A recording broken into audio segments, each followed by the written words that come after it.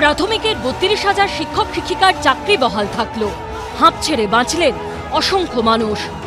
With due respect, আমাদের অব্রতবাবু আমাদের lawyer বলেন, with due respect to Indian judiciary system, আমরা সবাই বলতে বাধ্য হচ্ছি যে সিঙ্গেল জাজ বায়াস ছিলেন এবং সত্যি ছিলেন। ওনার কাছে যে রিট পিটিশনই যেত সেটাতেই আমাদের চাকরি যেত। সেটা সেই সময় মানুষ তাকে ভগবান বানিয়েছিল, কিন্তু সেই রায় উদ্দেশ্য প্রণোদিত সেটা তিনি নিজে প্রমাণ করে দিয়েছেন। এরই সঙ্গে একের পর এক দুর্নীতির অভিযোগে বিধ্বস্ত তৃণমূল বিধানসভা ভোটের আগে কিছুটা হলেও স্বস্তির নিঃশ্বাস ফেলল বলে মত রাজনৈতিক পর্যবেক্ষকদের একাংশের।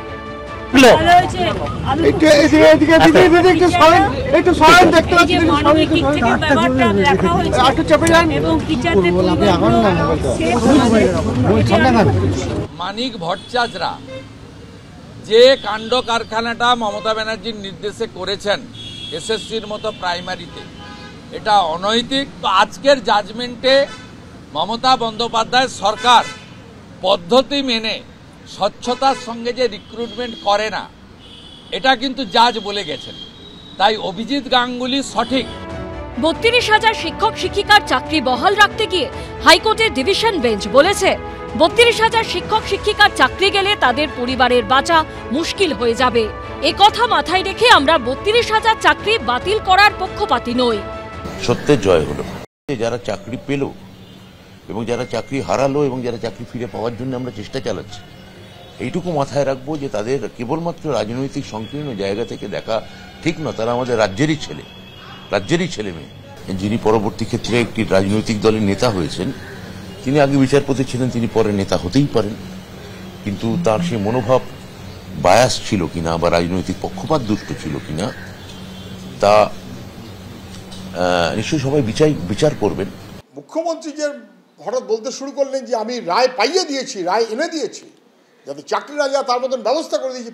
কোটি কোটি টাকা যে কোথা থেকে এসেছিল হিসেবটা দিন। যারা দুর্নীতি করেছে তাদেরকে মাথায় বসান। এটা মুখ্যমন্ত্রীর অপরাধ সত্ত্বেও কোর্ট শেষ বিবেচনায় যেহেতু যোগ্য ছেলে মেয়েদের অপরাধ নেই, তাদের চাকরি বহাল রাখার ব্যবস্থা করেছে।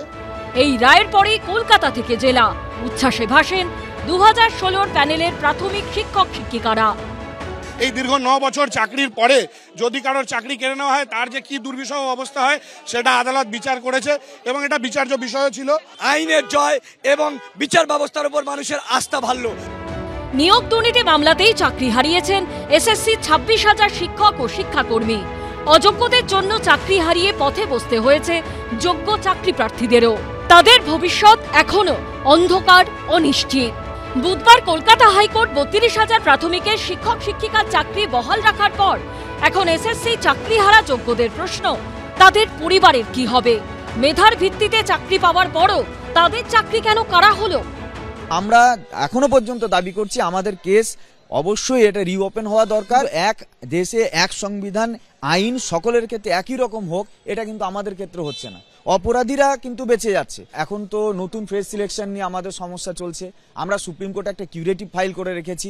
আমরা চাই ওই কেসটা কিউরেটিভ গ্রাউন্ডে শোনা হোক এবং আমরা চাই আমাদের জাজমেন্ট দিতে হবে না, আমাদের বক্তব্যটা শোনা হোক।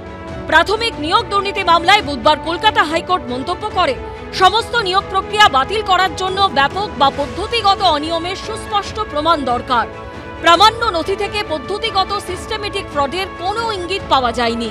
সুবিচার দেওয়ার ক্ষেত্রে আদালত নিজের খেয়াল খুশি মতো নতুন নিয়ম বা বিধান সৃষ্টি করতে পারে না। কৃষ্ণেন্দু অধিকারী, আশাবুল হোসেন ও অনির্বাণ বিশ্বাসের রিপোর্ট, এবিপি আনন্দ।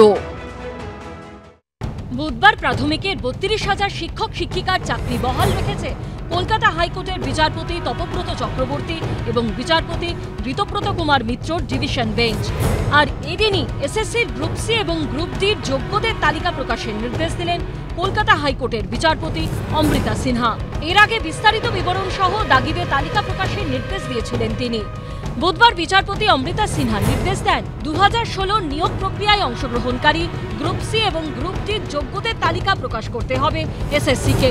যারা চিহ্নিত দাগি নয় তাদের তালিকা প্রকাশ করতে হবে 8ই ডিসেম্বরের আগে। পাশাপাশি আদালতের নির্দেশ, যারা ওয়েটিং লিস্টে ছিলেন তারাও যদি এই যোগ্য তালিকায় থাকেন তাহলে তারাও যেন বয়সজনিত ছাড় পান এবং নতুন নিয়োগে অংশ নিতে পারেন তা দেখতে হবে। অযোগ্য কারা, তাদের লিস্ট যদি প্রকাশিত হয়ে যায়, আমরাও বিচার বিভাগের কাছে জানতে চাই যে এইগুলো সবকিছু দেওয়ার পরে তাও কি চাকরি ফিরবে? যারা নতুন পরীক্ষা দিল কিন্তু ডাক পেল না, তাদের ভবিষ্যৎটা কি হবে? এটা তো হ্যারাসমেন্টের পর হ্যারাসমেন্ট ছাড়া আর কিছুই হচ্ছে না। আদালতের নির্দেশে 2016 সালের এসএসসির গোটা প্যানেল বাতিল হয়েছে। চাকরি হারিয়েছেন 26,000 প্রার্থী। 27 নভেম্বর 2016 এসএসসির নবম, দশম এবং একাদশ, দ্বাদশের দাগি শিক্ষকদের তালিকা প্রকাশ করে স্কুল সার্ভিস কমিশন। 3রা নভেম্বর গ্রুপ সি ও গ্রুপ ডি 3,512 জন দাগির নামের তালিকা প্রকাশ করা হয়। গ্রুপ সি এবং গ্রুপ ডি প্রার্থীদের একাংশের দাবি, দাগি হিসেবে 3,512 জনের তালিকা এসএসসি প্রকাশ করলেও সুপ্রিম কোর্টে তারা জানিয়েছে দাগির সংখ্যা 7,293। এই প্রেক্ষিতে এসএসসির গ্রুপ সি ও গ্রুপ ডি 7,293 জনের নামের তালিকা প্রকাশের নির্দেশ দেয় কলকাতা হাইকোর্ট। সেদিন বিচারপতি অমৃতা সিনহা নির্দেশ দেন, দাগির নাম, রোল নম্বর, বাবার নাম, তিনি কোথায় কর্মরত ছিলেন সেই সংক্রান্ত বিস্তারিত তথ্য প্রকাশ করতে হবে তালিকায়। দুর্নীতির দায়ে চাকরি বাতিলের পর ফের গ্রুপ সি ও গ্রুপ ডি নিয়োগের বিজ্ঞপ্তি প্রকাশ করেছে school service commission. Group C শূন্যপদ 2,989 ও গ্রুপ ডির 5,489। সূত্রের খবর, প্রায় 8,000 শূন্য পদের জন্য ইতিমধ্যেই আবেদন করেছেন প্রায় 8 লক্ষ চাকরি প্রার্থী। নতুন নিয়োগের তোড়জোড়ের মধ্যেই হাইকোর্টের নতুন নির্দেশ। সৌভিক মজুমদার ও অনির্বাণ বিশ্বাসের রিপোর্ট, এবিপি আনন্দ, কলকাতা। এবিপি আনন্দ, এগিয়ে থাকে, এগিয়ে রাখে।